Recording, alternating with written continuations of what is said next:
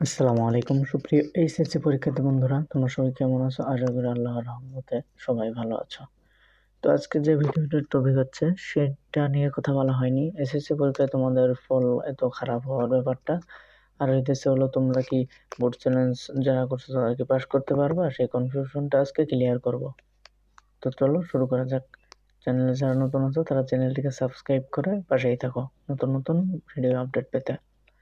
দেখো, এইখানে কিন্তু তোমাদের পাশের হার, মাদ্রাসা বোর্ড কেমন ছিল, তোমাদের GPA 5 এবছর কেমনটা কমছে এবং পাশের হারটা কিরকম কমছে, এইখানে কিন্তু আমরা সবগুলো লিখে রাখছি তোমাদের দেখানোর জন্য।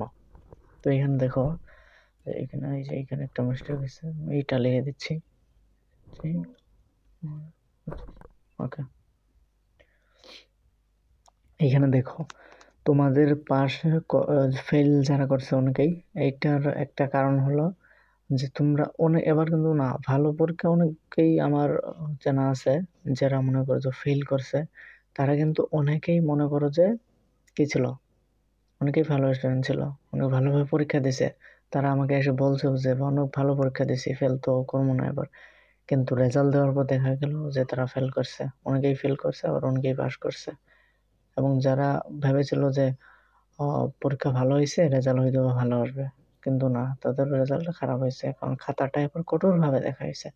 এখানে আমরা দেখি যে চলতি বছরের এইচএসসি ও সমমান পরীক্ষার পাশের হার ছিল 58.83%। আগের বছরের পূর্ব বছরের পাশের হার ছিল 77%। দেখো, এবছর প্রায় 20% কমছে, কম তো কমে নাই। তারপর দেখো, এবছর GPA 5 পেয়েছে মাত্র 59,097 জন, দেখছো?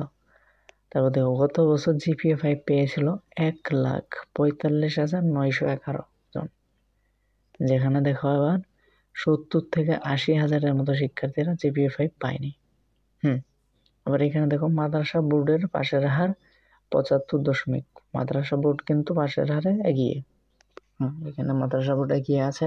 তো দেখো, তোমাদের এরকম রেজাল্ট হওয়ার কারণ হচ্ছে হলো আগের বছর চলতি বছরের পাশের হার তোমাদের যেমন হয়েছে এখানে 58.83%।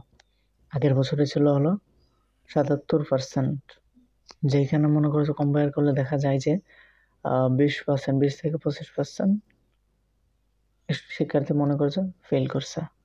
এটার কারণ কি? এইটার মেন কারণ হইতেছে যে এবার খাতাটা অনেক কঠোরভাবে দেখা হয়েছে। তোমাদেরকে যে সাপোর্ট মার্কটা থাকে, এই যে স্যাররা তোমাদেরকে মন খুশি করে 2-1 মার্ক দিয়ে দেয়, এইগুলো দেওয়া হয়নি। এইগুলো একেবারে মনে করো যে শিক্ষা বোর্ড থেকে না করে দেওয়া হয়েছে, যে এটা যাচাই করার জন্য যে দেশে কি রকম মেধাবী স্টুডেন্ট আছে, এইটা করার জন্য। এইগুলা দেখার জন্যই তোমার মনে করো যে শিক্ষা বোর্ড এই পদক্ষেপটি নাই। তো এইখানে অনেকের রেজাল্ট খারাপ হয়েছে, অনেকের ভালো হয়েছে। তো দিন শেষ হওয়ার জন্য ভালো, যা হয় ভালোর জন্যই হয়। তো দেখো, GPA 5 পেয়েছিল, এবার দেখো GPA 5 পাইছে হলো 45,911 জন। গত বছর যা ছিল তোমার কত ছিল, 1,45,911 জন। এখানে GPA 5টা কিন্তু কমাইয়া দেওয়া হয়েছে, 70 থেকে 80 হাজার শিক্ষার্থী কিন্তু GPA 5টা পায় নাই। এখানে তাদের অনেকের এইখানে আবদার আছে যে আমরা পরীক্ষা দিলাম, ভালো রেজাল্ট হওয়ার কথা ছিল কিন্তু ভালো রেজাল্টটা পেলাম না, এই জন্য কিন্তু মন খারাপ। তো মন খারাপ করার কোনো দরকার নেই। এইখানে হচ্ছে হলো অনেকেই মনে করছো 2-3 মার্কের জন্য তোমরা GPA 5 পাও নাই, 2-3 মার্কের জন্য A+ পাও নাই। তো তাদের জন্য সুসংবাদ হলো, যারা বোর্ড চ্যালেঞ্জ করছো তারা মনে করো যে ওই 2-3 নাম্বার পেতে পারো, কারণ রেজাল্ট পরিবর্তন হতে পারে। কারণ যেভাবে এবার এই বছরে যেভাবে রেজাল্টটা দেখা হয়েছে, এইভাবে আর কোনো বছর 20 বছরের ইতিহাসে কখনো দেখা হয় নাই, এইভাবে তোমাদের রেজাল্ট দেখা হয় নাই। এই জন্য মনে করো যে তোমরা আশা রাখতে পারো যে তোমাদের রেজাল্টই ভালো হতে পারে। তো আমি বরাবরের মতো একটা কথাই বলি যে তোমাদের রেজাল্ট এরকম হওয়ার কারণ হচ্ছে হলো এবছর যেহেতু শিক্ষা বোর্ড থেকে বলে দিচ্ছে যে তোমাদের কোনো সাপোর্ট মার্ক দেওয়া হবে না, যা পাইছে তাই দেওয়া হবে। অন্যান্য বছর মনে করো যে খাতা তে লেখে আসলে ফুল অ্যান্সার করে আসলেই মনে করো যে পয়েন্ট দিয়ে দিত, কিন্তু এবার তা করে নাই।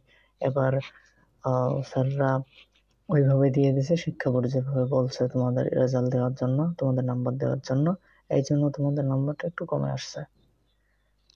দেখো বুট চ্যালেঞ্জ করার পর তোমাদের হতে পারে, কারণ ব্যাপক সংখ্যক আবার বুট চ্যালেঞ্জ করছে। যারা ফেল হওয়ার কথা ছিল না তারাও তো ফেল হয়ে গেছে, এই জন্য তারা বুট চ্যালেঞ্জ করছে। তো বুট চ্যালেঞ্জ করছো যারা, রেজাল্ট পরিবর্তন হতে পারে, সবাই দেখো তোমাদের রেজাল্ট পরিবর্তন হলেই ভালো। দেখো যারা ফেল গেছে তারা যদি একটা বছর যদি আগাইতে পারে তাহলে আমাদের সবার জন্য ভালো, তার জন্য ভালো। দোয়া করি তোমাদের জন্য, তোমরা সবাই পাস করো, তোমরা সবাই মনের মতো রেজাল্ট পাও। যারা A+ পাও না A+ পাও। এবারে যেহেতু অনেক আবেদন করছে, তো রেজাল্টটাও তোমার মনে হয় ভালোই বেশিরভাগ পরিবর্তন হবে। তাই তোমাদের জন্য শুভকামনা রইল যেন তোমাদের রেজাল্টটা পরিবর্তন হয় এবং যারা ফেল করছো তারা যেন পাস করতে পারো। তো আজকের ভিডিওটা এতটুকুই ছিল। ভিডিওটি ভালো লাগে থাকলে অবশ্যই লাইক, কমেন্ট, শেয়ার এবং সাবস্ক্রাইব করে দিও।